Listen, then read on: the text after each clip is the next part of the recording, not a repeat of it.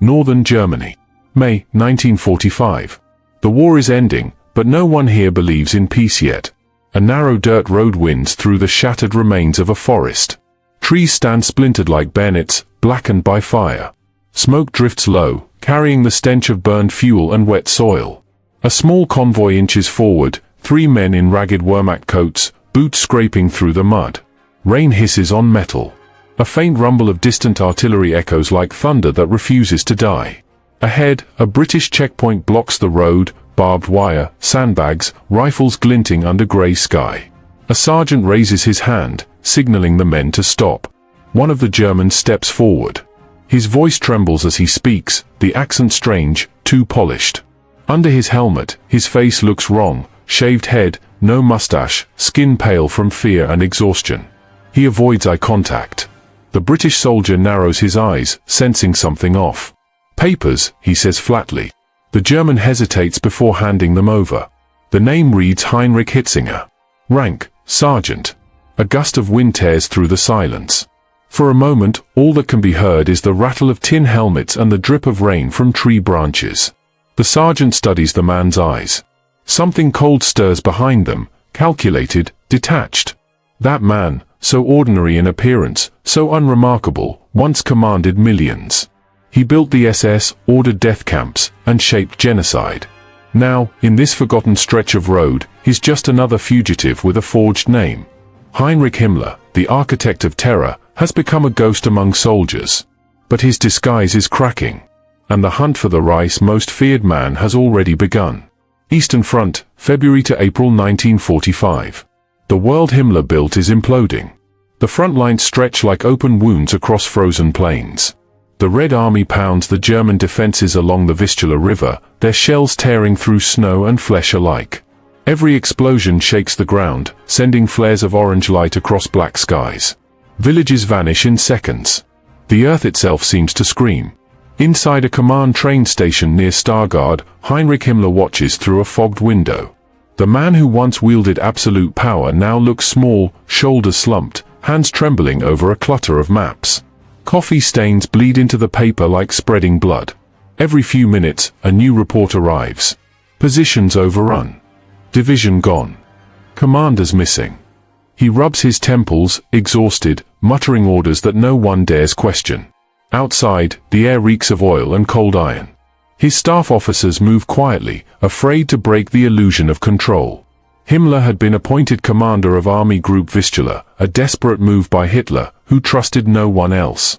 But it's a cruel joke. Himmler has never fought a real battle in his life. He's a bureaucrat, not a general, his experience in war limited to paperwork, not warfare. Now, his headquarters is a train crawling between bombed stations, the radio sputtering, the lines jammed with pleas for reinforcements that no longer exist. Tanks lie frozen in ditches, their crews long dead. Refugees flood every road, clogging escape routes with carts, livestock, and corpses. Through the haze, Berlin flickers on the horizon, glowing red under the relentless Soviet advance. Somewhere in the chaos, Hitler still clings to delusion. Himmler, however, begins to feel something new, fear. For the first time in his life, the architect of order sees only collapse.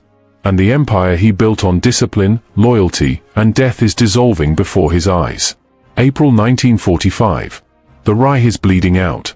From the outskirts of Berlin, black columns of smoke curl toward the clouds. The Soviets are less than 30 miles from the capital. Every hour, another German city falls. Radio towers go silent. Whole divisions disintegrate without orders, men discarding uniforms, flags, and faith. Inside a dim farmhouse near Lübeck, Himmler sits alone at a wooden table. The windows are boarded, the walls cracked from distant shelling. A kerosene lamp flickers across his face, pale, sleepless, trembling. His SS insignia is gone. His once polished uniform now hangs loose, soaked in sweat. Around him, papers litter the table, secret letters, coded telegrams, foreign contacts. He's writing not to his Führer, but to the enemy. Messages routed through Sweden. Proposals for peace. Requests for honorable terms. He calls it negotiation. But everyone else would call it what it truly is, betrayal. For years, Himmler was Hitler's most loyal disciple. He built the SS from a handful of guards into an empire of fear, men who obeyed without question, who exterminated entire populations in the name of racial purity. His shadow touched every camp, every firing squad, every train heading east. But now, as Soviet tanks thunder closer, loyalty means death. And Himmler isn't ready to die. He meets secretly with Swedish intermediaries, whispering promises that he can deliver Germany's surrender to the West if only he's spared. He even dares to claim that the extermination of the Jews was exaggerated propaganda, a grotesque lie meant to save his own skin. Then, the radio cracks to life. A voice he knows too well, trembling with rage. Hitler. His words roar through the static, sharp and cold. Heinrich Himmler, traitor. Expelled from the party. To be arrested on sight. Himmler freezes. His pen slips from his hand. The silence that follows feels like a gunshot. In that moment, every connection, every title, every ounce of protection vanishes. The man who once stood beside Hitler is now hunted by his own. And for the first time, he realizes, the Reich may die, but it intends to drag him down with it. May 1945.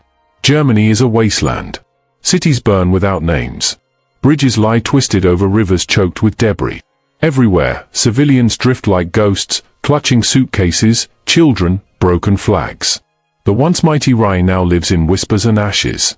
Heinrich Himmler moves among them. Gone is the black SS uniform that once made men tremble. In its place, the rough, mudded attire of a Wehrmacht field policeman. His head is shaved clean. His wire-rimmed glasses discarded. His mustache, gone. He looks ordinary now, almost pitiful. But behind his dull grey eyes flickers the same cold precision that once commanded genocide. His forged papers read, Sergeant Heinrich Hitzinger. A false identity, a final shield. He travels north on foot with 2 SS aides, blending into the chaos of retreating soldiers. The roads are clogged, wagons, wounded men, deserters, all moving in silence beneath a grey, indifferent sky. Every sound, the roar of aircraft, the crack of distant gunfire, sends his heart pounding. He keeps his cap low, his steps quick. At night, they sleep in barns. The wind rattles doors. Somewhere far away, artillery flashes. Each morning brings new rumors, Hitler's dead. Goebbels poisoned his family. The Americans are here. Himmler says nothing. He still believes he can talk his way out, surrender to the British, offer cooperation, rewrite himself as the good Nazi. But every checkpoint tightens the noose. British patrols sweep the roads. Allied flyers circle overhead. In ditches, the corpses of German soldiers rot in the rain. On May 10th, he crosses the Elbe River, the heart of ruined Germany. Behind him, the Reich has ceased to exist, Berlin fallen, Hitler dead. Ahead, the British lines loom like a wall of steel. He keeps walking. Each step sinks deeper into mud, the same mud where millions fell by his orders. But Himmler doesn't look back. He's still running from the war he created, and toward the justice he cannot escape. May 21st, 1945, Bremervord, northern Germany. The road is wet, slick with rain and oil.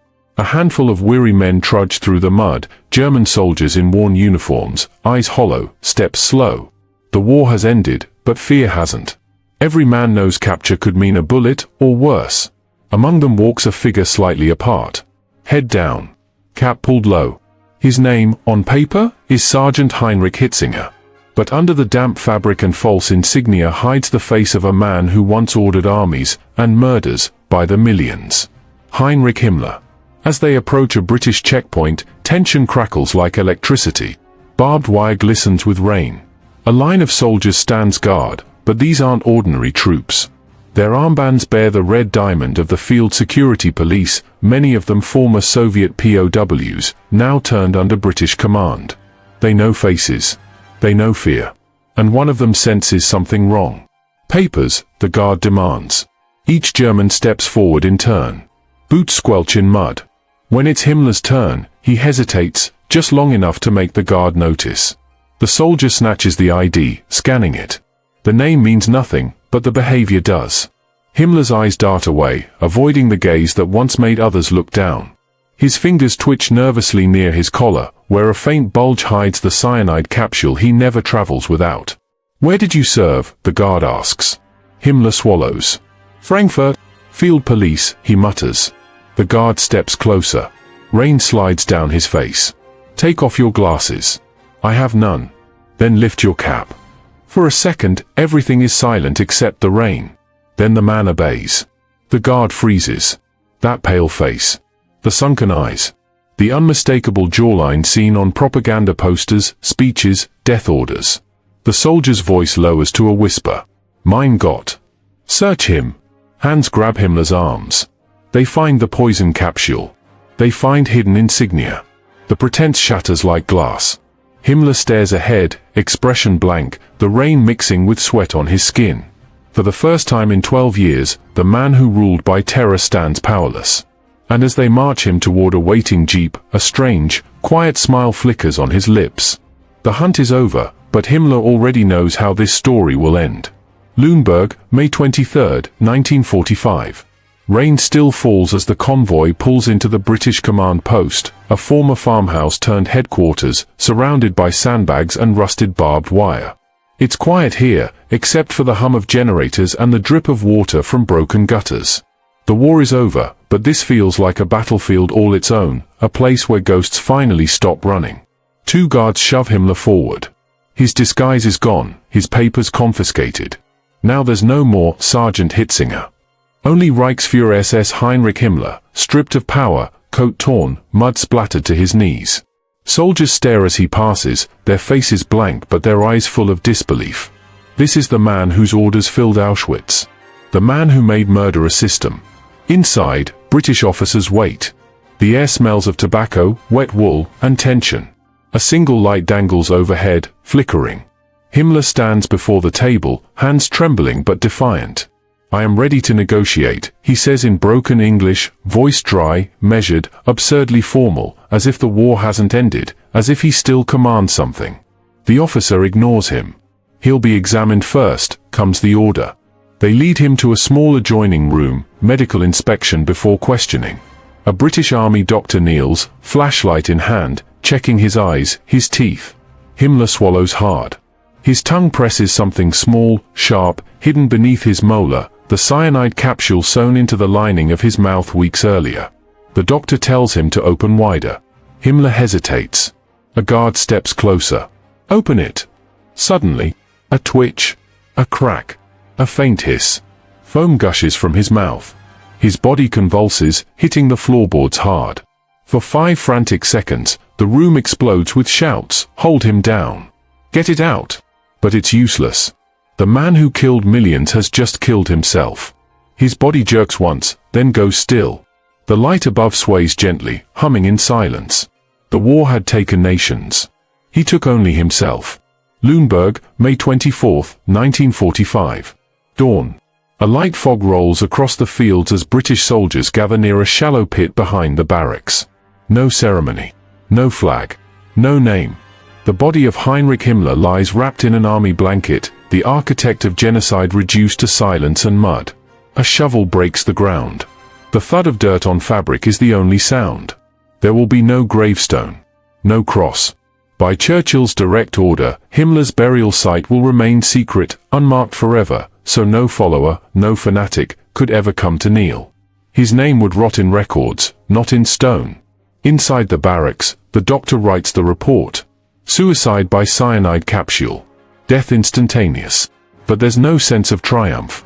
The officers speak quietly, some refusing to look at the body. One mutters under his breath, "He escaped justice." Another replies, "No, he feared it." Outside, the war's true reckoning is only beginning. The Nuremberg trials loom, and in them, the world will finally confront the full machinery of Himmler's creation, the concentration camps, the gas chambers, the ash. Witnesses will speak his name with shaking voices. Survivors will describe the sound of trains, the smell of burning flesh, the faces of children led to their deaths, all under orders that came from this one man's pen. And yet, history has no monument for Himmler. Only a warning. Because power built on fear always collapses. Because even monsters, when stripped of uniforms and lies, end the same way, alone, afraid, hiding from the truth they unleashed.